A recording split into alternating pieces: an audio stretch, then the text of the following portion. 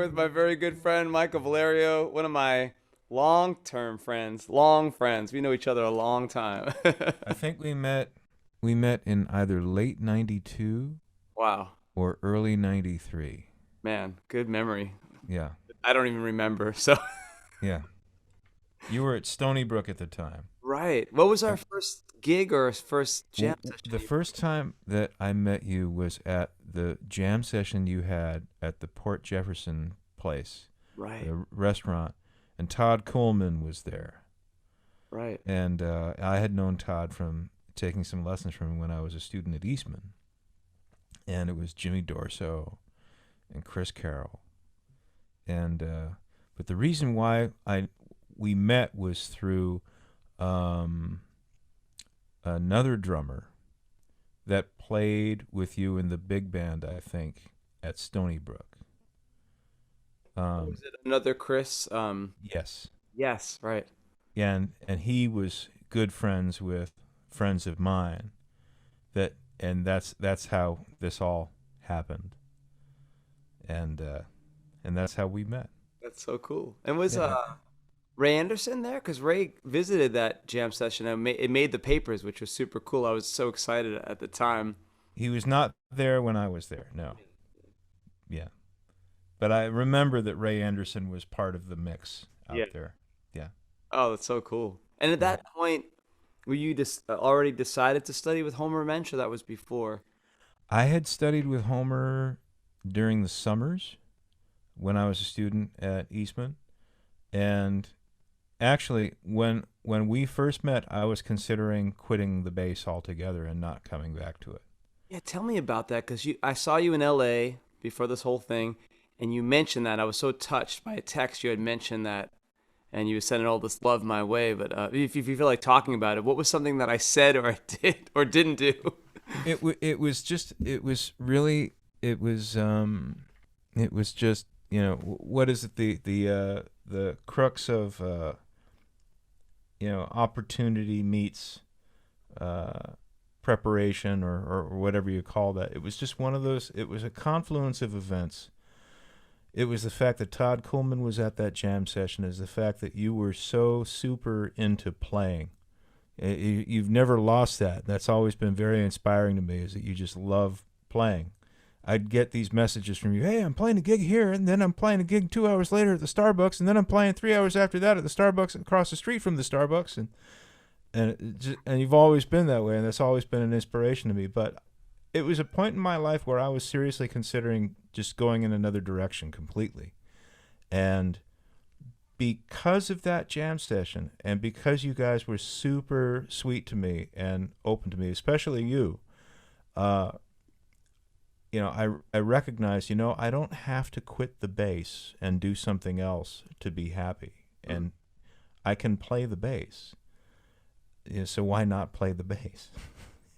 It's kind of as simple as that. I was just telling a friend of mine about that story this morning, because in preparation for our meeting, that and pretty soon after that, you would call me for gigs and little jam sessions, and we'd hang at your house and play, or we'd go over to, maybe, did we go to Jimmy Dorso's house at one point and hang out? Maybe, yeah. Yeah, but it was a very special time in my life, because it was a time of rebuilding for me. And then I started studying with Homer, of course, like on a regular basis, and also got into Juilliard in Indiana, and was hanging out with you guys and just rebuilding myself as a bass player and as a musician. And that was a very important time in my life. Working a job in a grocery store, and shedding the bass, and playing jazz with you guys. It was one of my favorite times in my life, actually. Beautiful. Yeah, it was really, really good. I feel so honored to be part of that because, you're such a hero to me. And I always, Oh, dude. the moment we met and played, all right, now, Chris Carroll and I could do all these crazy polyrhythms. We have a bass player that hears this and could understand it. And of course, I felt like you shared the same passion, or we drew it off of each other, as you had put it, you were inspired by us being so into it. So that's super cool that it was Totally. cool. Yeah. I think this is another part of the conversation I had with a wonderful bass player and a dear friend of mine. His name is Kaveh Rastegar. Kaveh has got a really wonderful life happening. He's got a beautiful family, and he plays bass with John Legend, and he's played and recorded with Bruce Springsteen and Ringo Starr and all sorts of people, and he's doing co-writing stuff and producing stuff with singers like Cynthia Erivo. He's getting songs that he's co-written placed in movie soundtracks. He's doing all the stuff he's producing on his own. He's writing. He's going to help me produce an album of my own, maybe two actually. But we were talking about this morning, and because something came up recently where I was playing, recording a tune at home for Dave Grusin, who co-wrote a tune with my friend Lorraine Feather, whose record I'm doing, who's actually Leonard Feather's daughter. Wow. I think Ella Fitzgerald might have been her godmother growing up. Just like jazz royalty sort of shit. Yeah. And, sorry, I don't think I was supposed to say that. You'll have to edit it's it. all good. Yeah. Okay. So, we were talking about, I was telling the story of, I met Dave Grusin in 1998 when I did a summer program out here called the Henry Mancini Institute. Oh, right. I remember when you did that. Yeah, and it was not, it started off kind of rocky for me. It was like, I felt like I made a mistake in coming out to L.A. To do this thing because, there were people that I was expecting to be there that weren't there, and the level was what the level was. It was just wasn't what I was expecting. But then some very important things happened. Like the guy that was the bass teacher out there, Bert Turetsky, I was playing on a rented bass that they had provided for me that was a terrible instrument, not very inspiring to play. He came in with his own personal bass for me to play on. Wow. And then the next thing that happened was that Dave Grusin was there, and we did a concert of Dave and his music, with him playing. And one of the pieces we did was a suite of his where the second movement was a bass feature.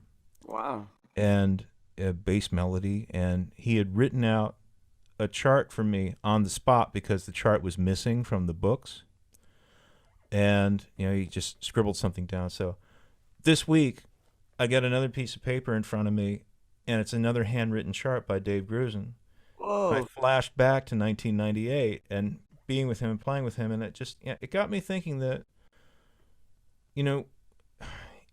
it's not even the fact that we all stand on the shoulders of those that came before us, but when someone asks, how did I get here? How it's like, it's not just the talent and all the time that we put in, because there's plenty of people that are talented and plenty of people that put in the time that don't really ever get to where they want to get professionally or career-wise or musically or life-wise.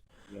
And I think it's something that's often overlooked. It's like, it's not just all that stuff, and it's not just being the luckiest guy in the room, because any day, in most rooms, I feel like I'm the luckiest guy in the room to be there and to play with the people I get to play with. I did a recording on Monday with Peter Erskine on drums. Wow. Who's just such a sweet man, and has always been supportive of me and lovely to me in instances when he didn't have to be. He was always great to me, and Dave Grusin was the same way.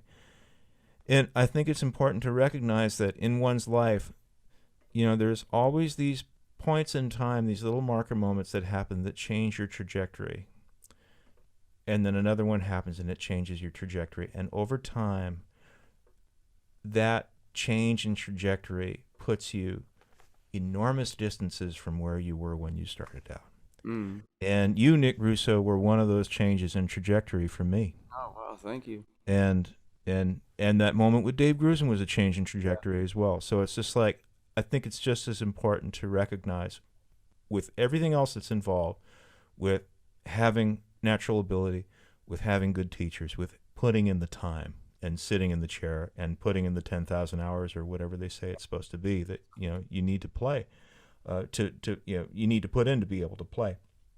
I think it's very important to recognize these places where your trajectory is altered by the people that come in your path, you know, and I'm very grateful for those points in time that changed my trajectory. So thank you, Nick. Oh man, my pleasure. That's so inspiring, and I think you reminded me of just things that have happened in my life that have altered that. And that's great for people to hear what you're saying. It's so well said. Mm. Super cool. Michael Valerio, and it's amazing how I remember like following your career and us, from jam sessions, and then you studying with Homer, and then I remember the Henry Mancini Institute, and then I think at some point you were with the New World Symphony in Florida. That's right. Yeah, exactly. And folks should know, like, you could play everything. I mean, you and I would do a jazz gig, but maybe play originals with odd meters. And I was starting to get into Indian music then, and then also we could play an R&B tune or a Beatles song, and then you were playing classical music, of course, and then film scores. And now, you're one of John Williams's, right-hand people, not only playing in the orchestra, but I remember you came out, you treated me to lunch, and you said, hey, John Williams is bringing me out to play a concert at Carnegie Hall, and I believe you were playing maybe like the jazz trio version and the orchestral parts as well. And you came out, and you met me in Astoria, Queens, where I was living at the time. That was super. That's right. Yeah. And we ate at a Greek restaurant. That's right.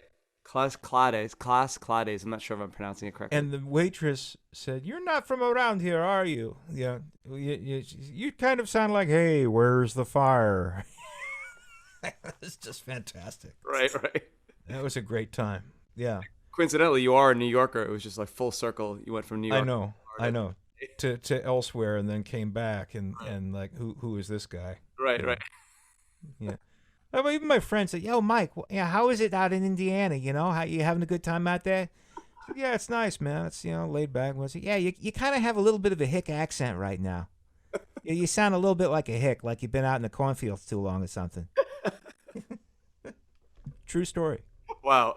Write that stuff. Yeah. So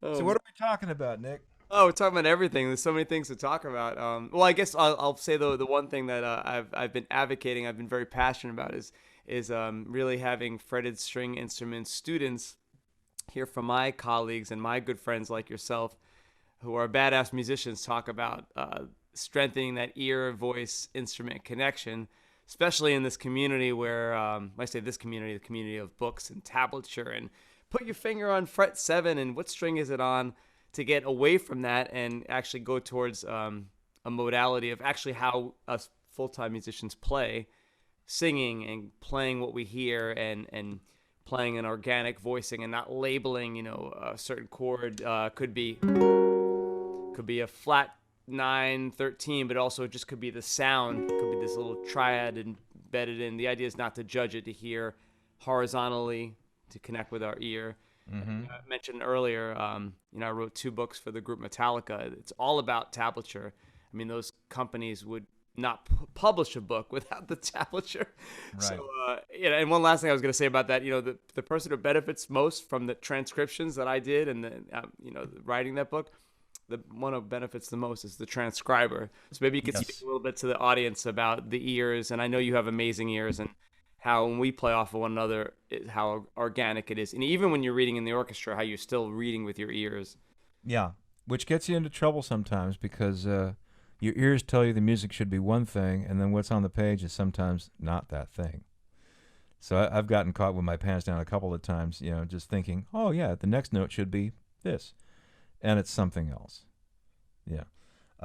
But ears and playing and getting away from kind of the digitality of tablature and learning in that kind of a tactile function, I think one of the things that would benefit everyone is to transcribe singers singing standards.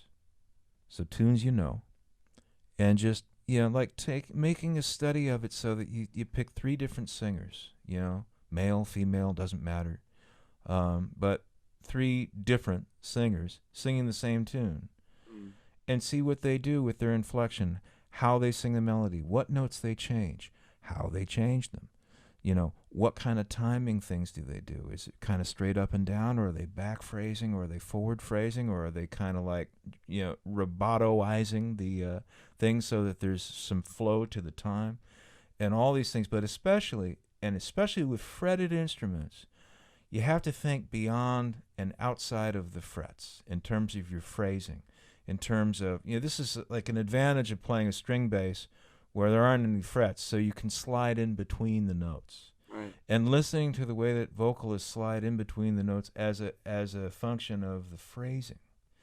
And I think that's kind of invaluable stuff. Don't just transcribe guitar players, because you'll sound like a guitar player. Right. But transcribe saxophone players, transcribe trumpet players, transcribe singers.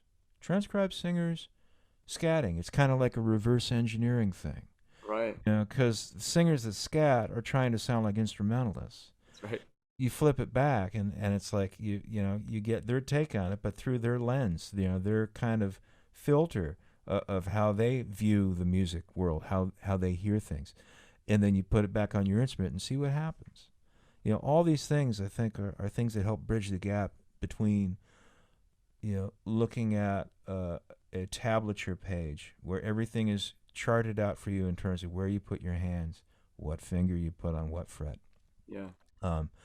But it connects more with your ears, and transcribe. You don't even have to read music to transcribe. You just take a phrase at a time and memorize it. Most of my friends that don't read music have amazing memories, much better memories than mine, because they've had to spend their entire life internalizing music. And I think they might have a leg up on us in a certain way, because they so easily internalize it. And with me, I really struggle with that, because it's on the printed page, it's not being internalized. Yeah, that's maybe another topic for another time. But that's really, I'm glad there's something that there's a disconnect that happens when it's sitting there out on the page in front of you, and when you turn the page, whoop, it's like goldfish memory. Yeah. It's kind of gone. The goldfish doesn't remember things that happened 30 seconds prior. Whoop, just out of their head, out of sight, out of mind. It's kind of the same thing with the printed page, which is why the transcriptions, those studies, like what you were saying, the person that benefits the most is the one that's doing the transcribing, putting in the time, because you're internalizing it. Like line by line, it's becoming a part of your lexicon. And that's exciting, because that, it's in a sense, it's like, you hear people say, well, I don't want to transcribe. I just want to get better. I just want to do my thing. I don't want to sound like somebody else. I don't want to but the whole thing is, there's only 12 notes.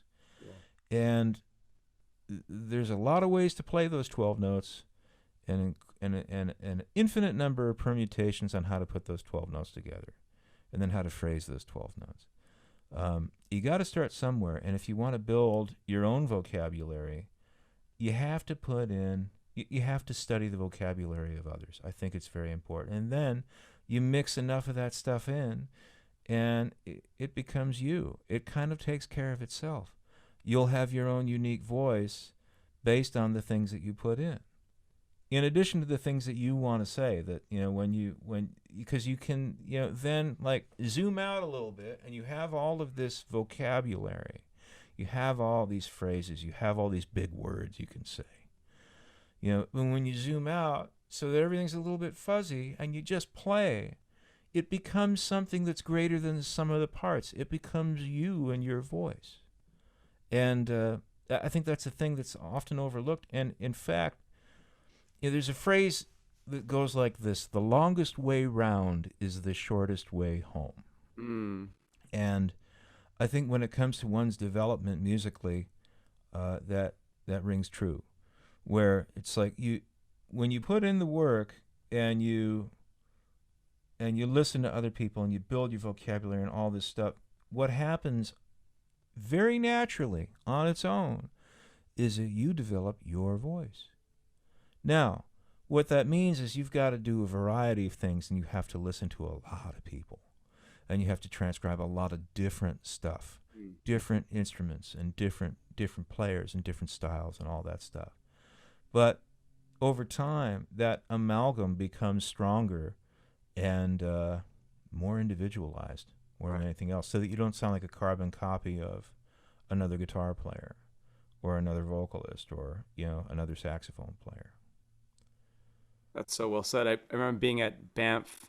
Year I was there, Bill Frisell was there, and one of the things he said, and he was just so humble and so sincere. But one thing he said in terms of him struggling to try to sound like John McLaughlin, he said, "I just wanted to sound like John McLaughlin." He said, "I failed every time." And then he talked about Miles Davis wanting to sound like Dizzy, trying to always find out where, where's Dizzy hanging and just trying to emulate him. But he said, think about this. If Miles had succeeded to emulate Dizzy Gillespie, there would be no Miles Davis. So Right. his own shortcomings, or whatever you want to label them as, trying to emulate something he couldn't, he developed his own voice. And, Bill Frisell was very humble about it, basically implying that of his own shortcomings, he couldn't play as fast as John McLaughlin. He developed his other sound, which is, has influenced so every guitar player that came after him and other instrumentalists as well. It's so incredible. And one thing, circling back to about, I use that term all the time. I tell my students, don't memorize, internalize. Think of it as a tape recorder. You're replaying something in your ear. And I was really blown away. I did a concert with Zeb Bangash, who's an incredible Pakistani artist, Indian classical trained, also has her own beautiful music. Deep Singh got me on the gig. So we're in the Lower East Side rehearsing in Deep Singh's studio. Just listening to her, with her there, her included, we were playing along with her YouTube playlist, like learning the tunes for the gig. And there's long sections and different things that were happening. And it's incredible. Both Deep Singh, great tabla player, by the way. At some point when you're visiting New York, I would love to hook the two of you up. And he's been Robert Plant's tabla player and Katy Perry and Sting. Him and Zeb were just reciting these long pieces of music. And it actually was Zeb's music, but Deep was learning it along with us. And here, a couple of us were like, the bass player and I were like writing things down, which he appreciated, especially when there was like a little section. Like that happens at 1 minute and 13 seconds. That saved us time to take notes. But the take home is that, to internalize as much as possible. And I find the same thing working with Miles Griffith and Dr. David Pleasant. And like the two of those cats are always just internalizing stuff. And even if David has some of his rhythms written out, his Gullah Geechee's rhythms written out, they were just transcribed, but he's got them internalized. So cool. I was going to ask you about this too, because I know that was impressive. It always impressed upon me when you played Bach conventions on the bass with two fingers, two hands, finger tapping. Is that something that you worked on? Like, what are going back to what you said, are those some of the tools to sing one line and play the other like we do at music school? And With the Bach, it was a little bit more pianistic. I'm going to pick up the bass that I do that on. Give me a sec. I'll be right back. what a treat. It's right on that wall. Cool. But it has the extra frets that I need to play it. Oh, This one doesn't have. So I'll be right back. I'll try to tell our listeners a couple of jokes while you're doing that.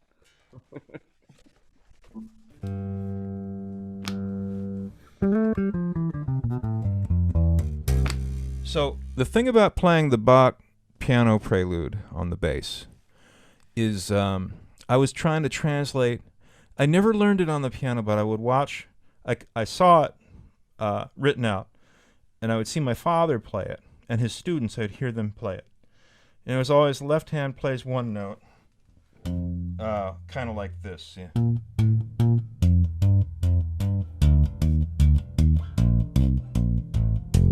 On the piano keyboard, though. And the right hand would play.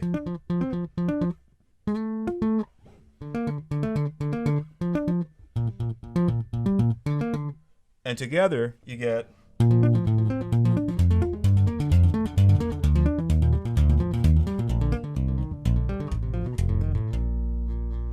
That kind of thing. Yeah. And then there were times where on the piano, it would stay left hand, right hand. And I'd have to switch it. So it would be right hand, left hand, like this. Then switch back.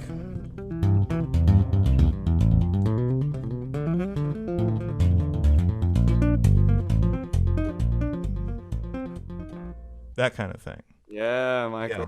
So, Have you ever done a video of that yet? no. What? There's plenty of people that tap much better than I do. Yeah, because that's like what they do, Yeah. And I'm not that guy. It's a piece I still play, and it's beautiful. But it's beautiful not because it's tapped on the electric bass. It's because it's Bach. Right. That's right. Because he wrote such deep stuff that Yeah. you could play on a kazoo and it would still sound great. Right. That's right. So that's where the credit belongs. His genius. Yeah. It's just a cool thing. Also, even in my humble opinion, even more of a reason for you to record it, because you do so many things, and I think that's a barometer of an amazing musician.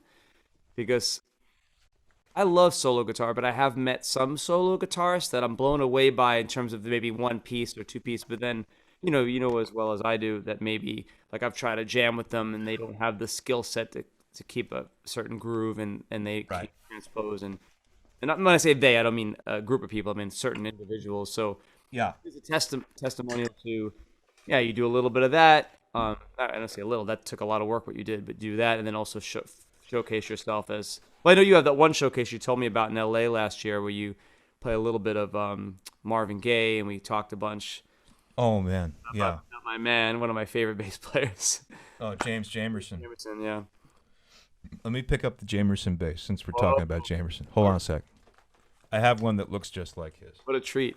His sounded much better, but that's because it was played by James Jamerson.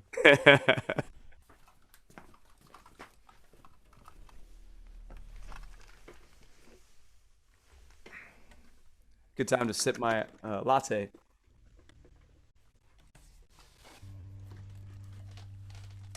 Okay, so Jamerson's was, I think it was a 62 P bass.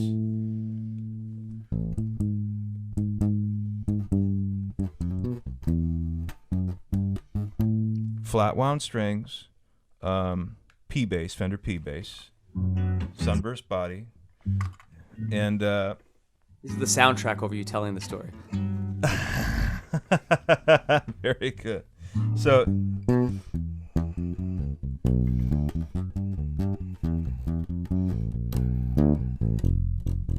hold on. I had it detuned for something that I was doing recently. Surprise. He also had a piece of foam that he would that wasn't under the bridge. It was actually built into the pickup cover, and the bridge cover had foam pressing down on the strings. So that contributed to his sound too. That kind of thuddy. Mm.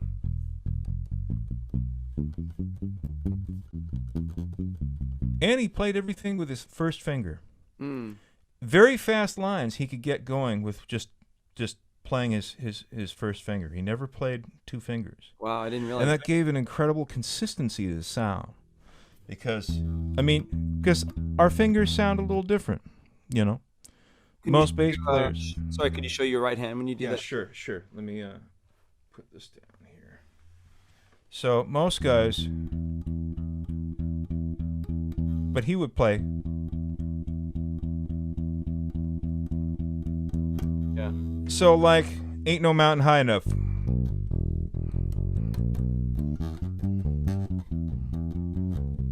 All one finger. Yeah.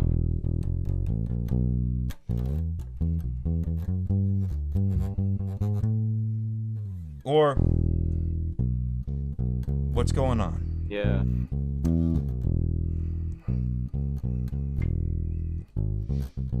Mother.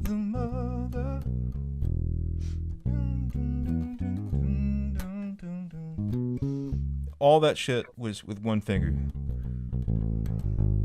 Which is hard to do if you're not used to that. Yeah. But that's all he did. But it had incredible punch and consistency to it. Yeah. And he referred to that first finger as the hook. Like Captain Hook. Yeah, that was his thing. Yeah. And tell a little bit of that story that you relayed to me last year in LA. How was it that tune that they couldn't find him? He was out somewhere, at a bar or something, and he had played the track on his back. That was What's Going On. Yeah. That's what I thought. Marvin was very superstitious about not tracking unless he had Jamerson there. Mm. And they couldn't find him. Yeah. And they found him. He's like, man, I don't, he was working all the time. Yeah. He was so sick of working, because that's the day in, day out, day in, day out, Yeah. cranking out the hits, Yeah. playing the bass, coming up with different stuff. I mean, that's the thing, is the incredible and often overlooked thing is, like, when you look at a guy like a James Jamerson or a Leland Sklar or other session bass players, it's not just that they could play anything or they could play with a certain funk to it or a certain magic to it. It's that more often than not, they were not given bass lines to read. They were given a chart, Yeah. chord chart, and they would come up with these things that would be the hook of the tune. Yeah. Yeah. They'd come up with these bass lines that are hummable and propel things and really glue everything together in a way that, it's like they should really be given Writer's credit. Yeah. I think so, because they are writing the music. I mean, they are writing notes that the tune would not be the same tune without. Yeah. Yeah. And so Jamerson, I mean, he was so tired, and he's like, all right, I'll do it, but I'm laying down for this one. Wow. So he was on the floor with his bass. I think they were holding the chart above him. He's on the ground, and he came up with that genius line for what's going on. And you talked about those nuances too in the line where, like, Marvin is going ascending and he's doing this counter line descending, or vice versa, or both. The chorus. Yeah. What's going on? Right. Right. 3, 2, 1. Right. And he answers it 1, 2, 3. Yeah. What's going on? What's going on? Doo-doo-doom, goom, goom, goom. Yeah, just like this beautiful marriage of these lines. And then other things would happen, like, one of the lines, there's too many of us dying. Jamerson stops playing for a minute. And he just holds out a note. Like, to let that sink in. Now, I don't know if he did that on purpose. I don't know if there was anything that was, from what people tell me about Jamerson, it's like he had no idea where it came from. It just came from him. It was just innate, natural musical ability that he came up with this stuff. Yeah. Occasionally, it's like, might have, like a tune will come up and he said, I just saw like a guy on a camel riding through the desert. Yeah. And that's what inspired my bass line. That's what I was thinking.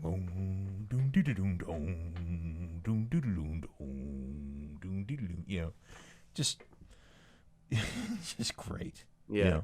Another friend of mine actually got to spend some time with him when Jamerson moved out here. Wow. He's got a really powerful photograph of Jamerson playing his upright bass, playing my friend's upright bass. Yeah. And he asked him flat out. He said, "James, how do you come up with all this great stuff?" And his answer was, "It's all turkey in the straw." It's all turkey in the straw. That does make sense. Yeah, that's what he had to say about it. Yeah. And I haven't heard that anywhere else. I've just heard that story. Like I never heard him talk about his playing in video in interviews or things like that. But I heard that secondhand from a good friend of mine. That's so cool. All turkey in the straw. I hear improvisation, by Ella. You mentioned Ella Fitzgerald earlier, or Louis Armstrong. It's just so clear, and it's turkey in the straw. It's just these clear diatonic melodies that outline the harmony so clearly. And it resonates with me because I started self-taught, and then I went to school. Then I did a master's, and then studied with Billy Bauer. And when I was studying with Billy, he's like, "You got to unlearn this stuff." I'm like, "What do you mean?" I'm like you, man. I'm self-taught. But even the time that I did spend in music college, it taints you. It's a great thing. Don't get me wrong. I love studying. I think getting a degree is wonderful. But we talk about this, and musicians talk about learning and then unlearning. You have to go through that cycle. You learn it, then you unlearn it. And the longest way round is the shortest way home. Right. Yeah. So true. Yeah.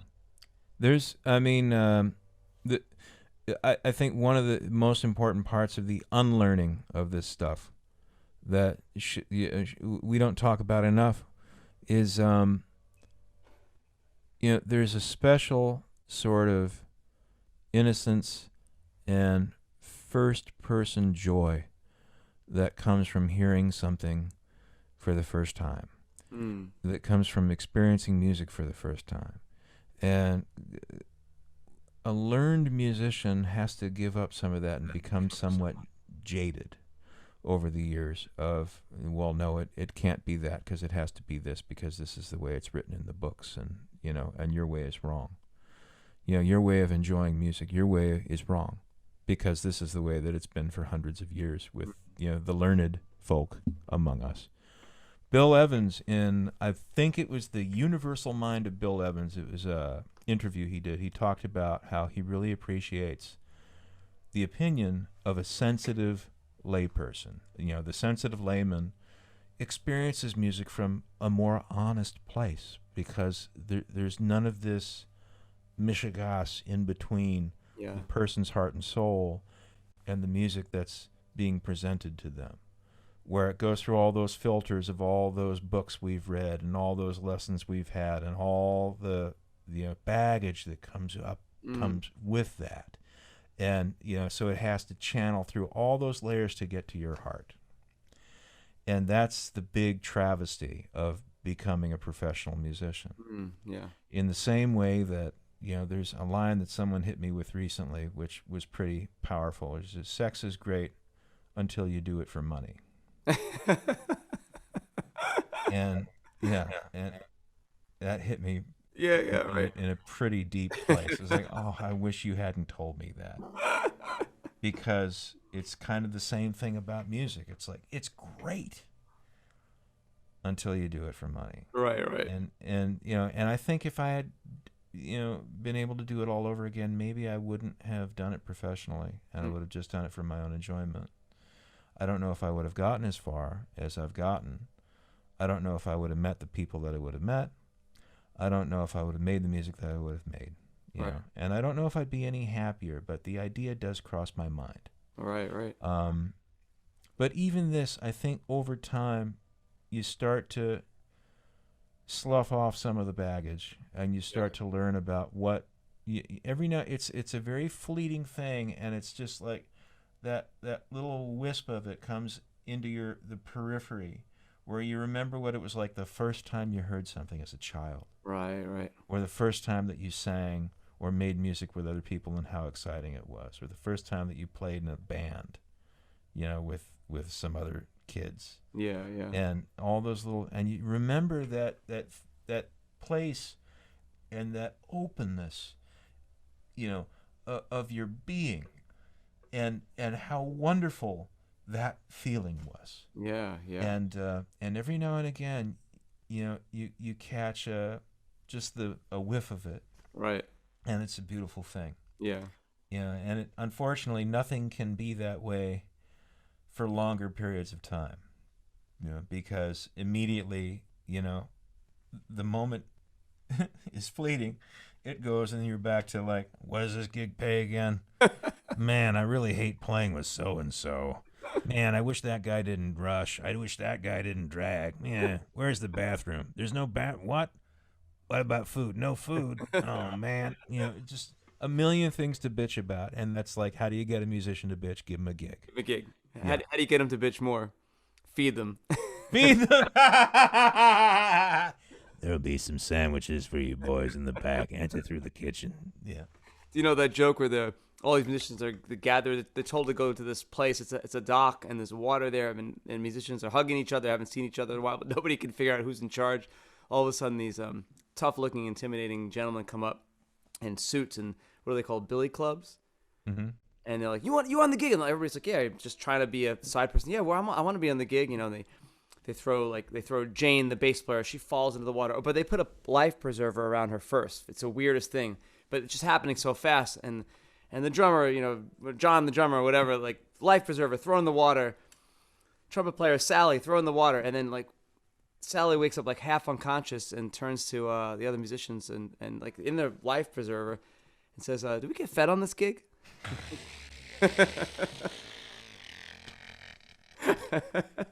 That's like that reminds me of the band on the Titanic. Oh, right. You know this one? No, but maybe I don't remember it. The band leader, counts off the band. He said, "No matter what happens, just stay in two. Just stay in two. Keep it nice, easy bounce. Stay in two. I'll be right back. Check what's going on." Yeah. Goes around. He sees that the boat is sinking. And He comes back. Nothing to worry about here. Just stay in two. I'll be right back. Yeah. He comes back wearing a life preserver. Just stay in two. Yeah. The guys are looking at each other at this point. The guy doesn't come back for a while. He's obviously made it into a lifeboat and he's gone. He's not coming back. So the drummer turns to the bass player and said, fuck it, let's go to 4.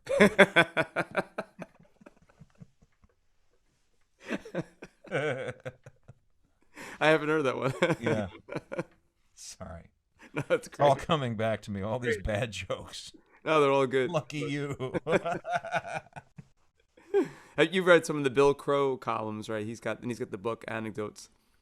Mm-hmm. The bass player, you probably know him, and he's got a lot of great ones. Yeah. A lot of great stories too. Mm-hmm. Mm-hmm. Mm-hmm. Oh, you know what I want to ask you before I forget too, and I'm sure it's the question you get a lot. Tell us about what it's like working with John Williams. I know you've only told me positive things, and He's the best. yeah, I love that man and his music so much. He was a tremendous influence on me. yeah, The first time I was aware of the orchestra was the Star Wars soundtrack. yeah, My parents had the LP, and I wore that thing out. yeah, I listened to it all the time. yeah, And for me, to get to play music with that guy is an amazing, amazing thing. And it's not lost on me, and I'm forever grateful for that. Yeah. And he's been very good to me over the years. Like with the Catch Me If You Can music, which we did in New York with the New York Philharmonic. We've done it in Boston at Tanglewood, with the Boston Pops. We did it in Chicago with the Chicago Symphony.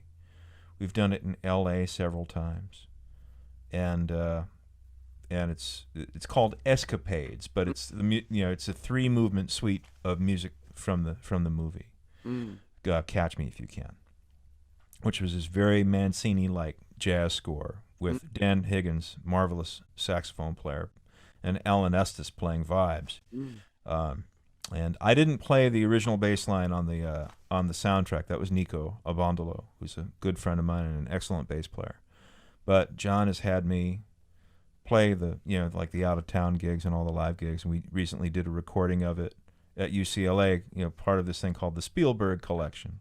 Oh, very where cool. and John actually wrote a space inside the second movement for me to take an unaccompanied bass solo. Wow. Now here's a guy. He's written many, many, many, many notes. He's very, very, very, very, very specific. When I asked him if I could change a bar on the Adventures of Tintin opening titles, he's like, "Oh, I'm just not sure about the transition from 2 to 4." I said, "Well, John, maybe if I ease in a couple bars early into the 4 and playing in 2 still, that might help bridge the gap." He said, "Oh, that's very interesting. That could work. And what notes would you play?"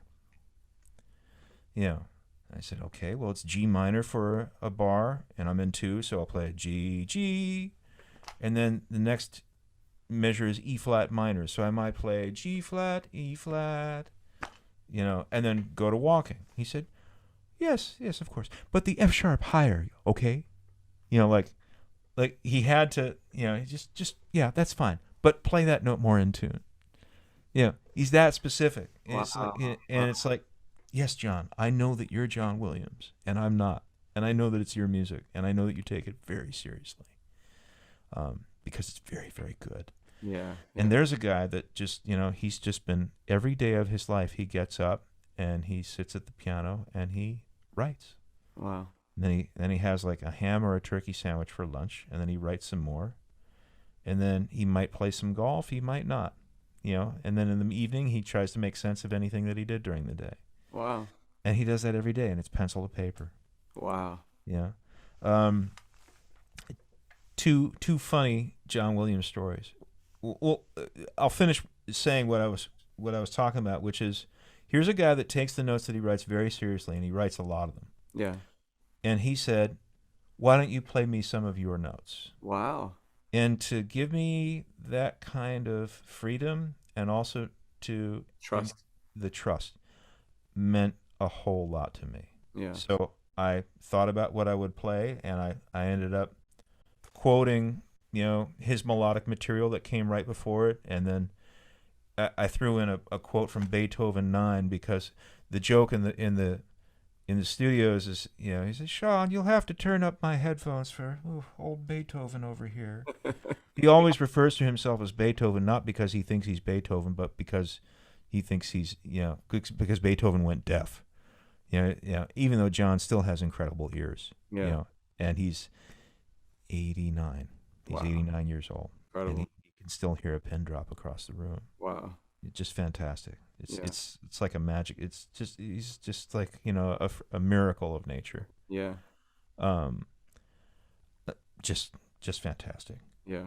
So, for him to give me that kind of freedom, and then he on gigs like with the Philharmonic, we did it with L.A. Philharmonic for a PBS special, a John Williams celebration with Gustavo Dudamel and the L.A. Philharmonic. It's on like PBS stations and whatnot.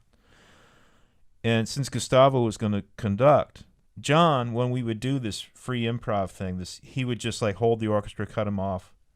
It's a fermata bar, and I'd play a little bit, and then he'd bring the orchestra back in.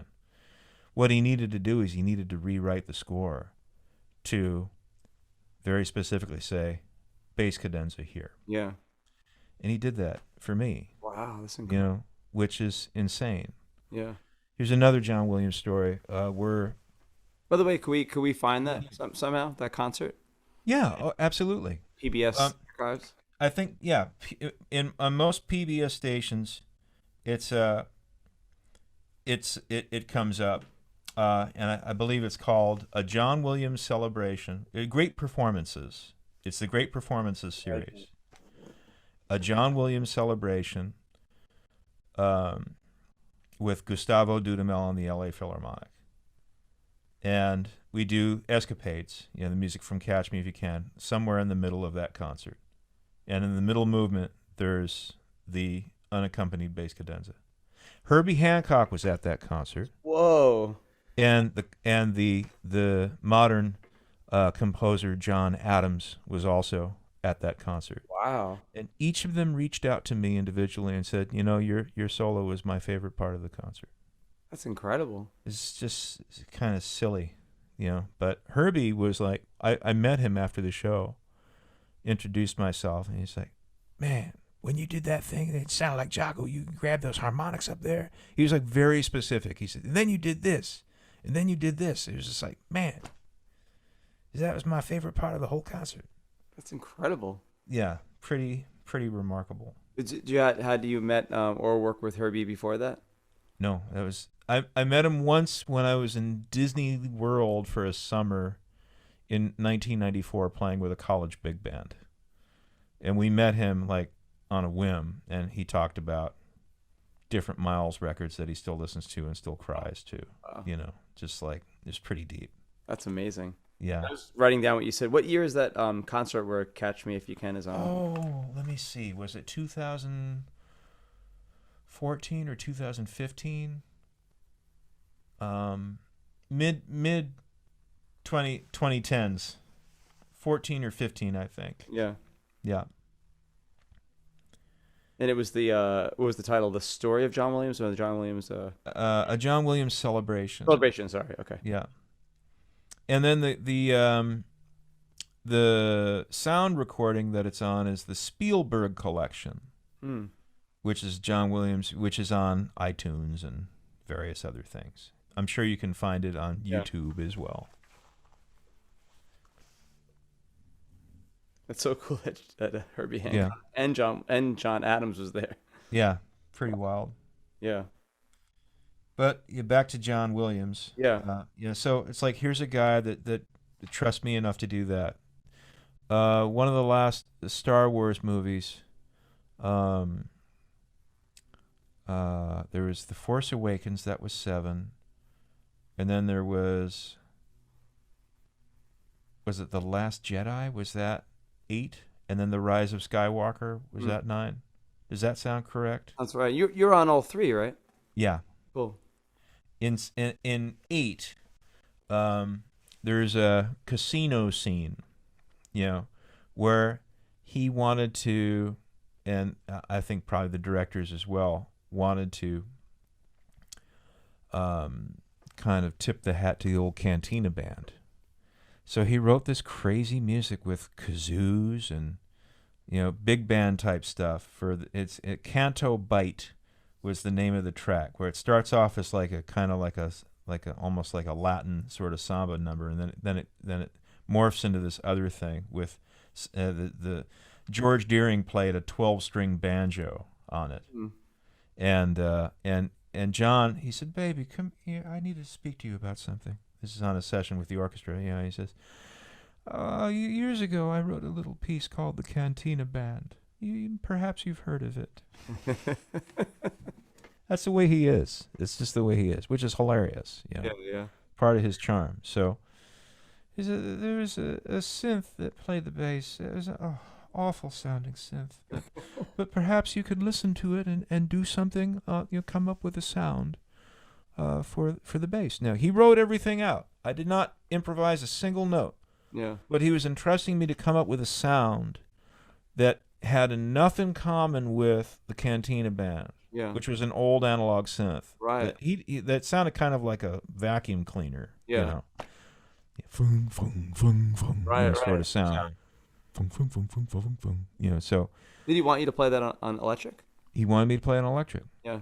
So I experimented, and I put together a set of pedals with an envelope filter and a compressor and an octaver, and played it up the octave on a Fender Mustang bass with flat wound short scale strings on it, and played it up the octave, but it would sound down the octave because of the octaver. Oh, right. So it had this kind of weird vacuum cleaner sort of Cantina band-like sound, but it had a little bit more of a vocal thing to it because of the envelope filter. Wow. Because I had it on just the way that those envelope filters work. The harder you play, the more the envelope opens up. Yeah.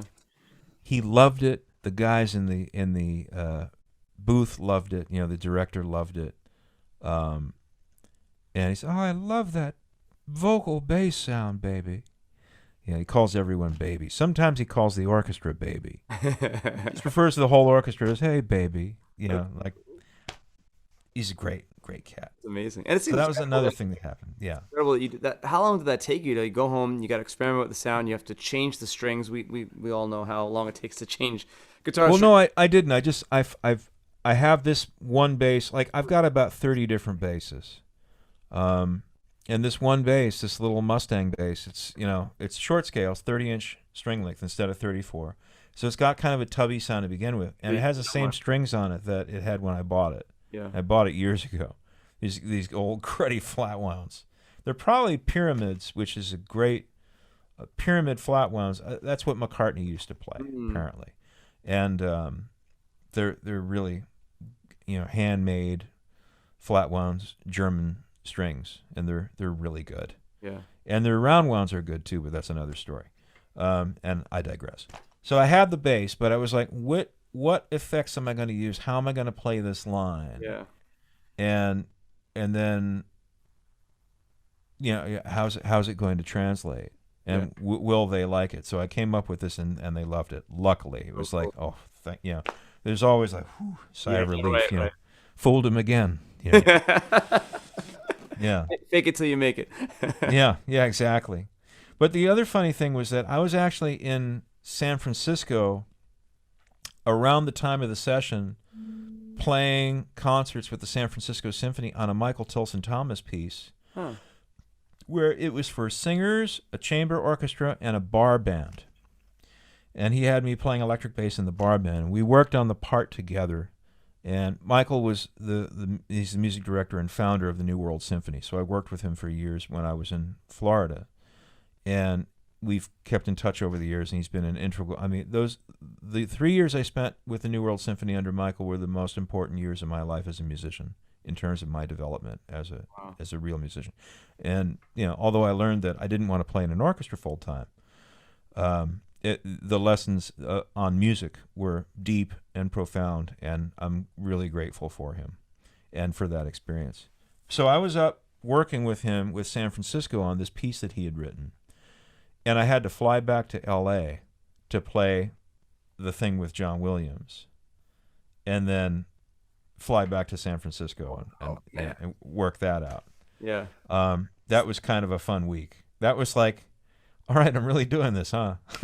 It's one of those weeks. It's like, this is really fun. It's really fun to do this. And those logistics that we face as musicians all the time, just flying out, and then we spent so much time getting that sound with the right gear, and then remembering with the dials. Maybe you took a photo or you marked it with tape, and you got to return to your studio and grab your new gear for the next gig. Oh man, and going on no sleep.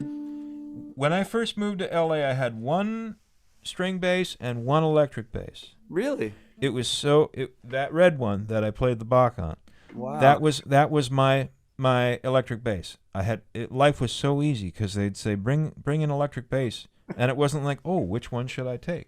It was like, I will bring my electric bass. And it's the same thing with the upright. It's like, well, bring your jazz upright bass to the session for this number. And I said, okay, that's easy. It's the same as my bowed classical bass. It's the same bass. Yeah. Now, it worked, but not exactly. I wasn't really pulling it off. It's like I wasn't really making everyone like jump for joy that I was showing up with one bass. You really, for sound's sake, and also for the optics of they're going to pay you a double to play jazz bass, you should show up with a separate instrument. Right. So that they can still everyone sees that, yes, this is a different instrument. Yeah. And everyone can justify paying you the extra money to play a different instrument with a different style.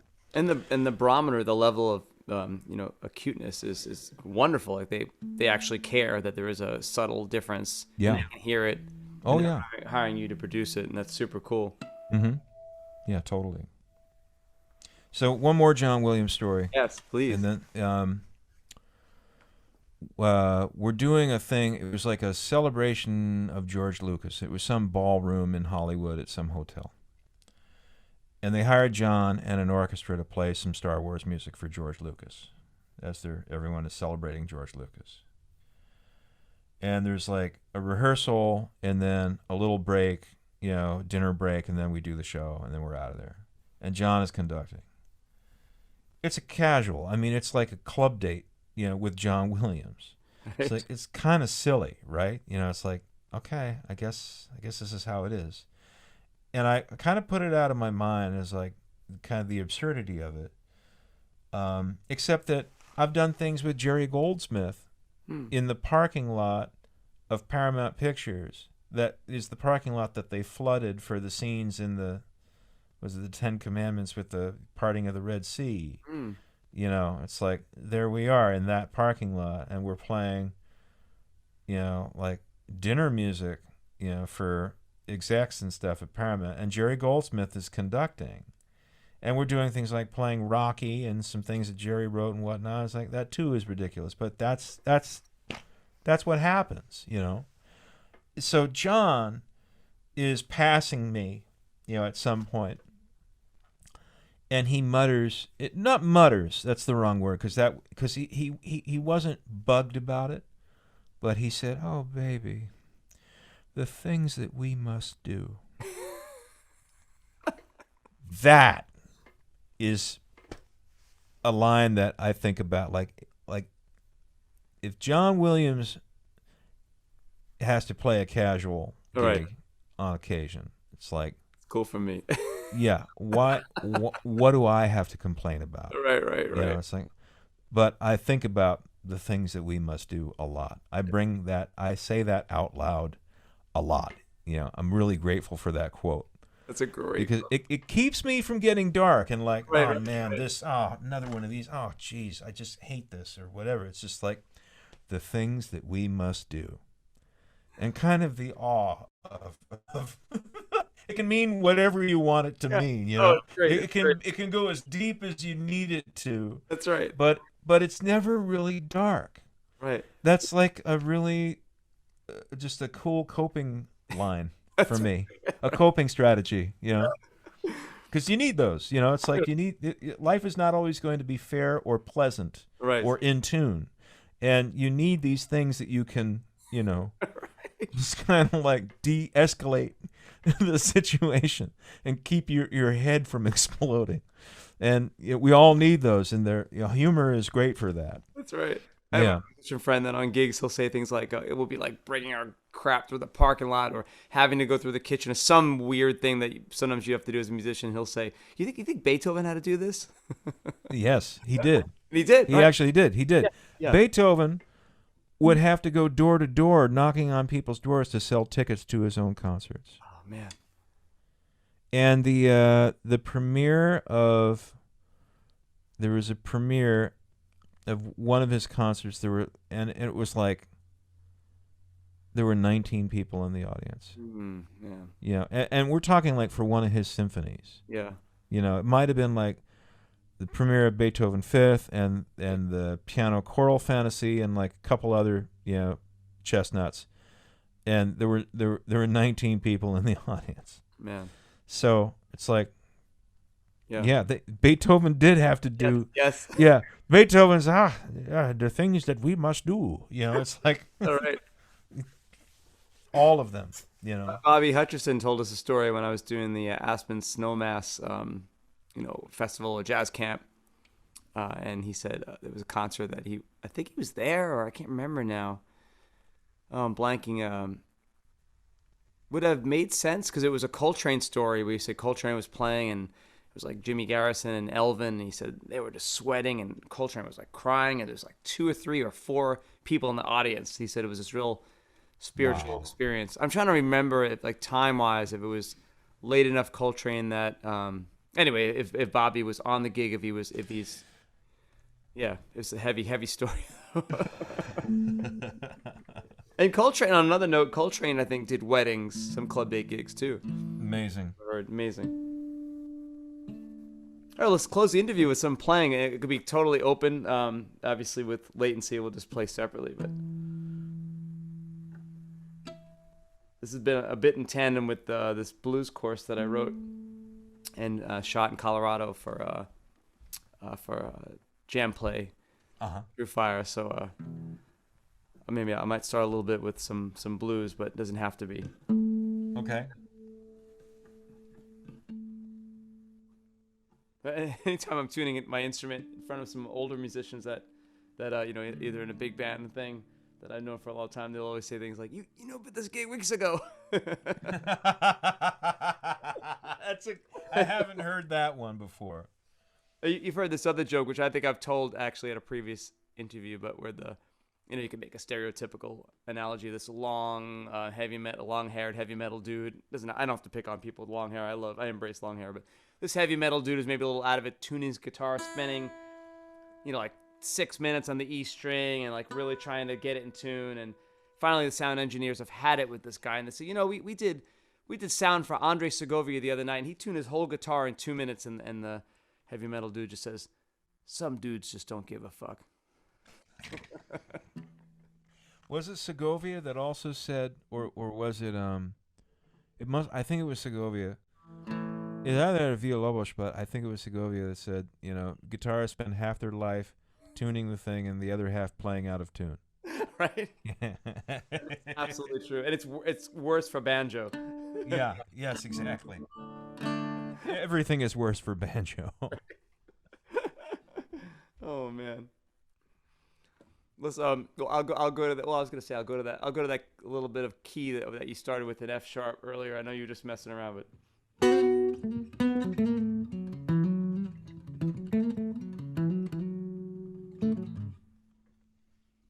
And now I respond to that. Hold on. I'm new here. I'm making this shit up as we go along.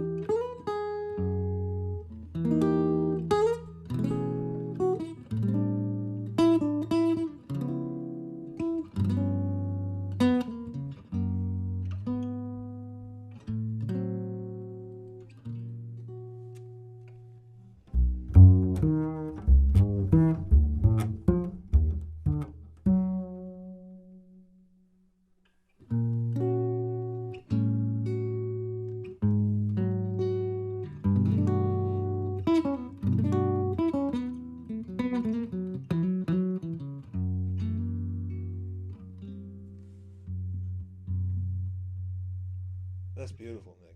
Oh, it's beautiful, Michael. Yeah. Whoa. All right, I'm going to play a blues too.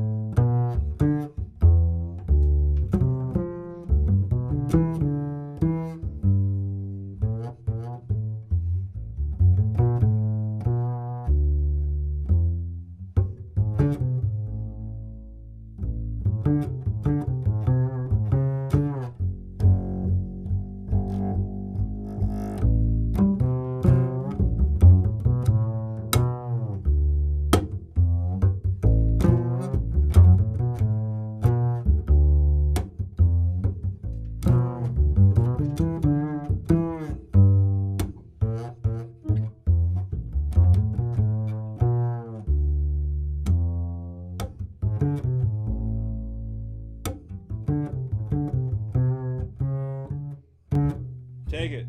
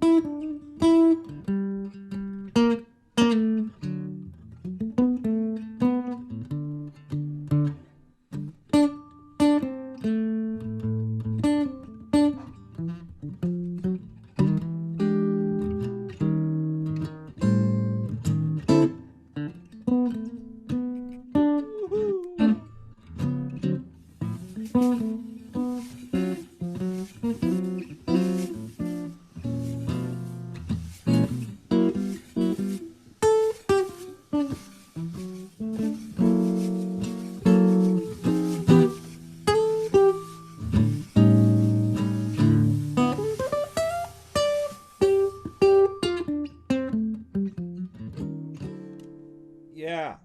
Yeah. Yo, Nick. So great to see you and play with you. And Man, we could go on for another couple hours that's probably, right. but That's right. it might be beyond the scope of what you had in mind. Oh, this is amazing. Have you thought about writing a book, or have you written a book secretly? Or I have not secretly written a book. I have not secretly read a book in a long time. Um, it, you know, you have so much to share, and just so well spoken. And I man, I wish I was a student. If you were a teacher somewhere, like you would just inspire so many people. I how do I put this? I mean, there are certain things in my life that I've had to put on hold just because I've been too busy, and it's become too uh, just unreliable in terms of consistency. Yeah, I hear you. There's always something. You know, I love teaching. Both my parents are musicians and teach music, so I come by it honestly. Yeah, And they're both they're very, very well good. respected. May I add, as I mentioned to you, I was at this rehearsal, and all of a sudden your parents' names came up, so they are well Right. respected in the New York area. Yeah, dig. Yeah, exactly. So, you know, I love teaching, and I did it for a while. In fact, one of those like points of trajectory was when I was at Indiana, and I was just like hanging out in town for a year before I went to New World, and I had like a handful of students and some gigs, and played with a couple of groups, and played with an orchestra or two. And it was the time in my life, the very first time I remember saying to myself, literally out loud, if this is all there is for me, that's enough. Mm. And there is something about just like having an impact on the lives of some up and coming bass players that really enjoyed having lessons and getting turned on to the bass and turned on to music, and that was such a nice thing for me. It was a very powerful thing, very meaningful thing. Yeah. I actually interviewed for a teaching position out here at one of the city colleges, just thinking it would be nice to do that, to share again. And went through the interview, and the process was like I taught a mini lesson that was part of it. One of their jazz students there, and said, we talked about sound production and some things and whatnot. And the guy that was the head of the interviewing committee, he told someone else, not me, but he said, Yeah, that was the single greatest interview I've ever seen of Wow. someone that, it's like, I really want to do it. It's like, well, we'd like to hire you. Here's all this paperwork and all this other mishigas that you have to do in order to, and then you have to do this, and you have to get tested for tuberculosis, and then you got to get tested for this and that and the other thing, and then we're going to pay you like, $2, or whatever. And it was just the paperwork that I was like, I don't even have the time to do this. Yeah, right. This kind of bureaucracy of dealing with a school is something I just don't have the time for right now. Yeah, yeah, Maybe I'll have the time later, but I'm just too busy. yeah, yeah. So I decided, as much as I would like to do this, now is not the time. Yeah, yeah. And maybe the time will be coming sooner than I think. I hope it comes at a place where I can find a balance of still playing professionally and still being on some jobs so that I can bring that real world experience to the students. Yeah. So that might happen in a year's time. It might happen this week. Perhaps they will retire me before I know it.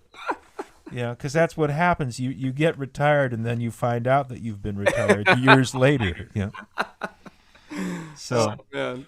But I would like to teach. At some point, I'm a real good guy for like the one-off or the three-off, where someone comes for like a couple of lessons, like just like a extended hang where we talk about things. I say, okay, I'm gonna just like throw a lot of things at you, and some of them are gonna stick and some of them aren't. But you can come back, or you can call me, or you can text me, and I'll try to explain what it was I was saying. Yeah. And lights have gone off. There's a friend of mine, Eric C. He's a very fine bass player and tuba player. We were actually roommates at Indiana University, and we did the Disney project together. Wow. He was playing in the marching band, and I was playing in the big band back in '94. He's a beautiful cat. I love him dearly. And he came late to playing the upright. When I knew him, he was mostly an electric and tuba player, and did both very, very well. He's a fine electric player. And he's turned into a fine acoustic bass player as well, and he's always looking to get better. So we hung on a Zoom call, and much like you and I are now, and had a great time. And I just showed him a bunch of things about bowing the upright bass, and things that I do and things that I work on, and he played for me, I played for him, and we, it was really fun. We spent a couple hours with each other. And it's like it does just as much to me, because it reminds me, like, I've been taught by a lot of great teachers over the years, and I've had a lot of great musical experiences over the years that I'd like to share with people, and people were very kind to me. Another point in my trajectory was like when I was hanging out that year in Indiana. There's a fellow named Jack Budrow who was my first real mentor, who was in town to take over for the teacher at Indiana who was on sabbatical. And Jack and I had met once before, because my teacher, who was the one that was taking sabbatical, and Jack are like best friends. So Mr. Hurst went on sabbatical, Jack came in, and he was teaching like 17 students in a weekend, and like flying into town to do it and then flying back out again. And it was like he had no time. And he said, man, you're making me feel bad. I have no time, but why don't you come in at 8:30 on Sunday morning, and we'll have a lesson.